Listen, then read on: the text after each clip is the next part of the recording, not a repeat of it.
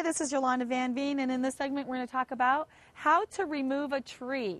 Now, if you've ever had a dead tree in your yard, you know what a pain it is to get rid of it.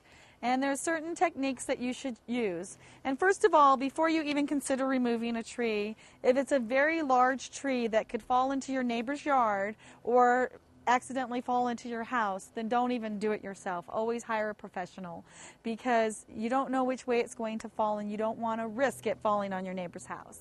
So once you've decided that you can take it on yourself, then the trick is to just cut a little bit at a time.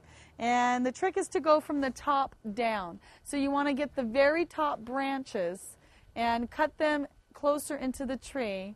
And when you're cutting into the tree too, you don't want to just cut into a large branch straight on. What you want to do is work your way down slowly but surely.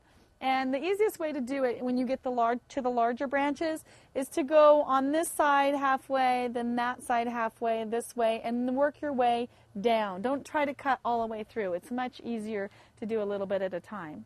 So you work your way down from the top to the bottom, and then once you're down to the stump, you can either grind the stump all the way down, it'll eventually rot, or you can actually dig it up yourself or have someone come in and dig it up for you. Or you can just leave it in the ground, and there's different types of chemicals that you can use actually to put into the base of the stump that will break down the stump as well. There's many tricks that you can use when you're cutting down a tree, but remember, a little bit at a time, top to bottom, and make sure not to try to cut any branches that are over your neighbor's house, to be very careful and to do your research.